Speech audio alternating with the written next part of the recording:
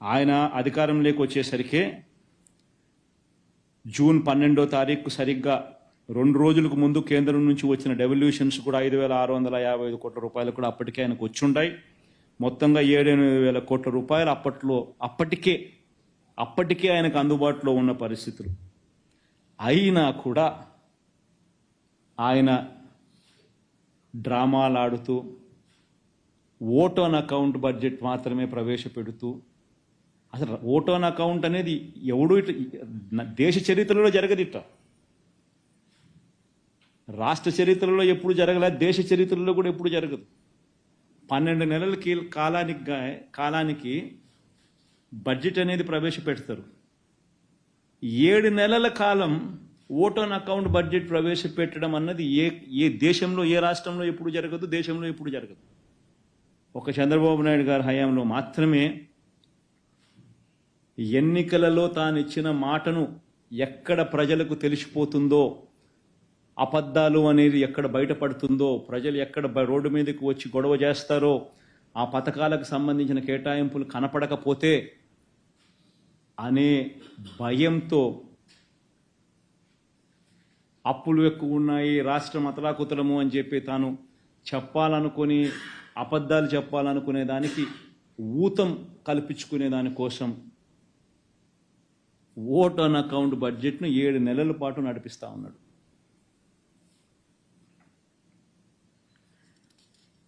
దీంతో పాటు రెగ్యులర్గా బడ్జెట్ ప్రవేశపెడితే వాల్యూమ్ 5, వాల్యూమ్ 6 కూడా రాయాలి. ఆ వాల్యూమ్ 5, వాల్యూమ్ 6లో ఇంతకుముందు నేను చూపించిన స్లైడే మళ్ళీ వాళ్ళు పెట్టాలా. అప్పుడు అప్పులు ఇంతే ఉన్నాయి, మీరు ఇంత చెప్పినారు అనేది అవాస్తవం అని తెలిసిపోతుంది అని కూడా చంద్రబాబు నాయుడు తాస్కారం చేస్తూ వచ్చాడు.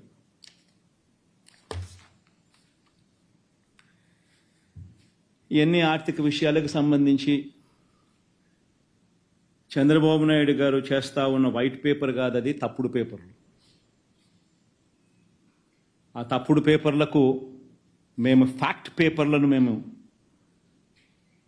ఈరోజు మీ అందరికీ కూడా ఇవ్వడం జరుగుతుంది. అందరికీ వచ్చిన వాళ్ళందరికీ కూడా కాపీ అందరికీ ఇచ్చేసేయండి.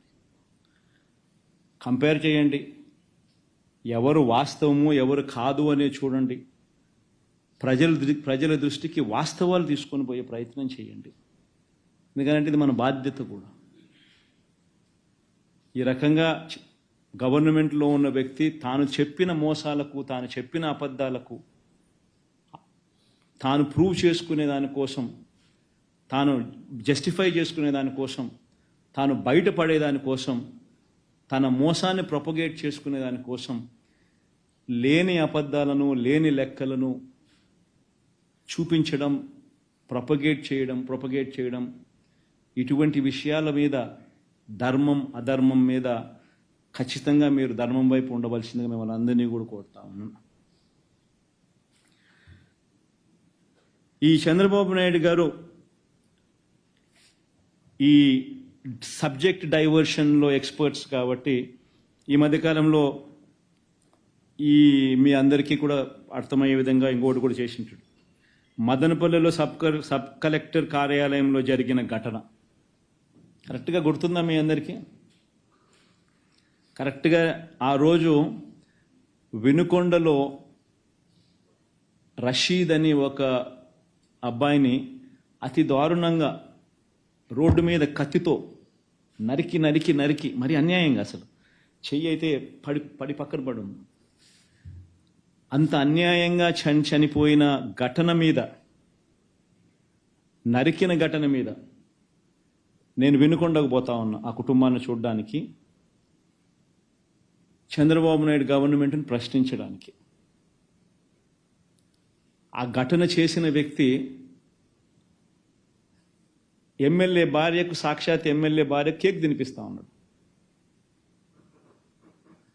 ఆ ఫోటో కూడా తల్లిదండ్రులు వాళ్ళ ఇంటికి పోయినప్పుడు నాకు ఇచ్చినారు.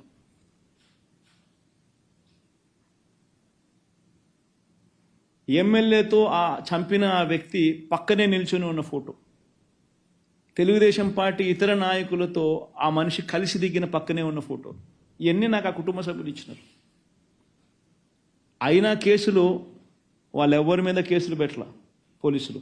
ముఖ్యమంత్రి గారికి, గౌరవ ముఖ్యమంత్రి గారికి ఈ ఎక్సైజ్ పాలసీ మీద ఈ శ్వేతపత్రాన్ని సమర్పించిన విధానం చాలా లోతుగా ఉంది, సమగ్రంగా ఉంది. ముఖ్యంగా ఈ ఎక్సైజ్ పాలసీకి సంబంధించి గత 5 సంవత్సరాల్లో ఎలాంటి సమస్యలు ఉన్నాయి, ప్రజలు ఎలాంటి బాధలు పడ్డారు, ముఖ్యంగా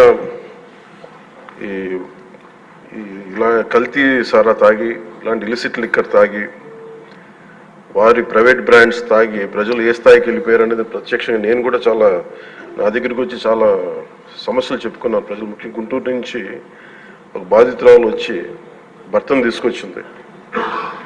భర్తను తీసుకొచ్చి నా భర్త నన్ను కొట్టేస్తున్నాడు, మీరు మాట్లాడండి, వీళ్ళు మందు తాగిని చెప్పి ఆవిడ పాపం బాధపడుతుంటే ఉళ్ళ దెబ్బలు చూపించింది.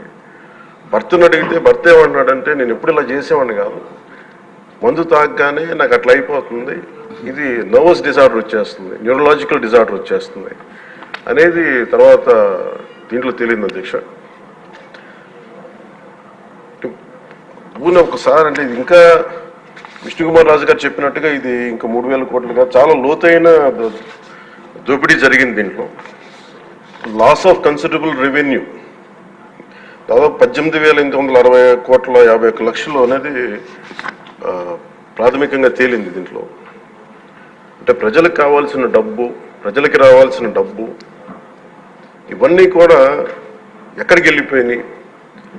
నిన్న ప్రధానమంత్రి గారు మనకి కేంద్రం బడ్జెట్లో మనకి 15,000 కోట్లు ఇవ్వగానే ఇందాక గౌరవ ముఖ్యమంత్రి గారు చెప్పినట్టుగా మనం అందరం చాలా ఆనందపడ్డాం. అంటే దీంట్లోనే నిజంగా ఈ 15,000 చిల్లర కోట్లు మనకు వచ్చిందంటే అసలు క్యాపిటల్కి ఇబ్బంది కూడా ఉండేది కాదు. పోలవరం చాలా వరకు అయిపోయాయి.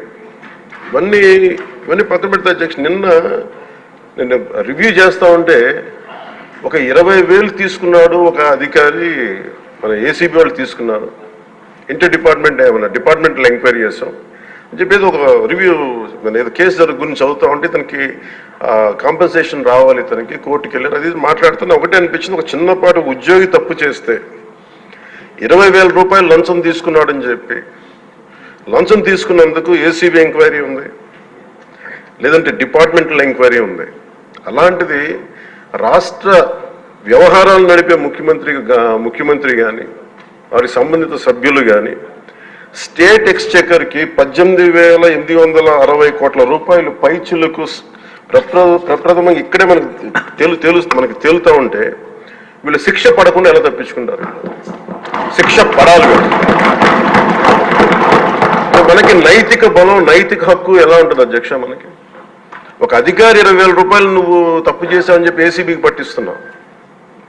వీళ్ళేమో దారుణంగా 18,000 కోట్లు అటు ప్రజల్ని కనీసం వాళ్ళ క్వాలిటీలు మన లిక్కర్ మనకి తాగాలని చెప్పి ఎవరిని మనం కూర్చోబెట్టి మనం పెంపొందించట్లా. ఓకే, ఒక వ్యసనం అనుకోండి, దానికి ఏదైనా పేరు పెట్టుకోండి. ముఖ్యంగా మనకి మద్యపాన నిషేధం అనేది చాలా చాలా కష్టమైన విషయం, ముఖ్యంగా ఆంధ్రప్రదేశ్. ఒకవైపు యానాం, ఇంకోవైపు మనకి మధ్యప్రదేశ్, ఇంకోవైపు చూస్తే మనకి తెలంగాణ, ఒరిస్సా, తమిళనాడు, కర్ణాటక, ఇన్ని బార్డర్స్ని షేర్ చేసుకొని మద్యపాన నిషేధం అనేది ఇప్పుడు చాలా కష్టసాధ్యమైన విషయం. గతంలో కూడా చేశారు, సాధించలేకపోయాం. ఇప్పుడు రెగ్యులేట్ చేయాల్సిన అవసరం ఉంది. ఇందాక గౌరవ సభ్యులు బుచ్చయ్య చౌదరి గారు చెప్పినట్టుగా ఒకటి స్టేట్ ఎక్స్చెకర్కి లాస్ జరిగింది, ప్రజలకి ఆరోగ్యానికి హాని జరిగింది. దాంతోపాటు అసలు ఈ వ్యసనాన్ని తగ్గించే పరిధిలో కూడా కొంత ఉన్నారు, కొంత బడ్జెట్ కేటాయించాలి. ముఖ్యంగా డీ అడిక్షన్ సెంటర్స్ కానీ వీటితో పాటు కేటాయించాలి. అది కూడా సూచన బుచ్చి చౌదరి గారు చెప్పిన సూచన కూడా మనం పరిగణలో తీసుకోవాలి అధ్యక్ష. ఎందుకంటే రేపొద్దు మనమే కనుక 18,000 కోట్లు ప్రస్తుతానికి వస్తే దాంట్లో కనీసం ఒక సర్టెన్ శాతం, ఒక 10% అంటాం, ఎంత పర్సెంటేజ్ పెద్దలందరూ కూర్చొని, విఘ్నులందరూ కూర్చొని దాంట్లో కొంత డీ అడిక్షన్కి దాన్ని ఖర్చు పెట్టాలి అధ్యక్ష. కేవలం దాన్ని ఆదాయంగా చూడకుండా అట్లీస్ట్ ఒక 10% డీ అడిక్షన్గా దాన్ని డీ అడిక్షన్ సెంటర్స్ ఖర్చు పెట్టాలి.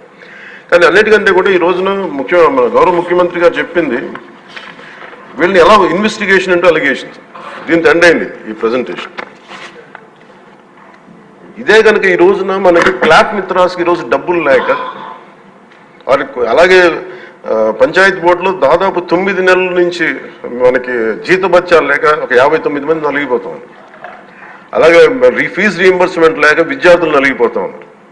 స్టేట్ ఎక్స్చేకర్లో డబ్బులు లేవు, కానీ అందరూ ఇన్ని కోట్లాది మంది జీవితాలతో ఆడుకుని వీళ్ళ చేతుల్లో మటుకు ఇన్ని వేల కోట్లు, దాదాపు విష్ణుకుమార్ రాజు గారు చెప్పినట్టు 30,000 కోట్లు వెళ్ళిపోయాయి. 18,000 కోట్లు ముందస్తుగా తెలుస్తుంది, కానీ ఇంకా లోతుగా చూస్తే అది చాలా పెద్ద ఇది స్కామ్, ఇది దోపిడీ. ఇది వీటిని కనుక మనం వదిలేస్తే, తప్పు చేసిన వాళ్ళని గత ప్రభుత్వం సంబంధించిన ఇది ఇట్స్ నాట్ అబౌట్ వెండట, పగా ప్రతీకారం కాదు, కానీ వీళ్ళని స్వేచ్ఛగా కనుక వదిలేస్తే, వాళ్ళ అదృష్టవశాత్తు ఈరోజు వాళ్ళకి లేరు. వాళ్ళు కనుక ఉండుంటే వాళ్ళకి నిజంగా వాళ్ళకి సమాధానం చెప్పాల్సిన పరిస్థితి ఉండేది. తప్పించుకొని పారిపోయారు వాళ్ళు ఈరోజు, తప్పించుకొని పారిపోయారు వాళ్ళు. We have to make them accountable అధ్యక్ష. వాళ్ళు we have to bring them into accountability. They have to be penalised. వాళ్ళు దయచేసి గౌరవ ముఖ్యమంత్రి గారికి నేను మీ తరపు నుంచి ఆయనకి తెలియజేసుకున్నాను అధ్యక్ష, దయచేసి వీరిని please we have to penalise them sir. వాళ్ళకి సరైన శిక్ష పడాలి సార్. వీళ్ళకి తప్పించుకోవడానికి కుదరదు సార్. ఏదంటే రేపు పొద్దున ఒక ట్రాఫిక్ కానిస్టేబుల్కి బలం ఇవ్వాలి అంటే ఆపగలమంటే వాళ్ళు ఏమంటారు సార్ లోపల? నేను చిన్నపాటి కానిస్టేబుల్ని అయితే నాకేమనిపిస్తుంది, మీరు పెద్దోళ్ళు అయితే వదిలేస్తారు, మమ్మల్ని అయితే పట్టుకుంటారంటారు సార్.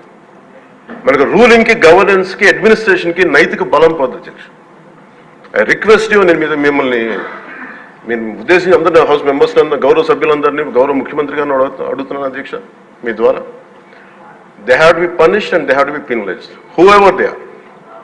ఇది వెండేట పగ ప్రతీకారాలతో కాదు, కానీ we promised that we will bring back accountability. We promised we will going to give a clean and clear governance.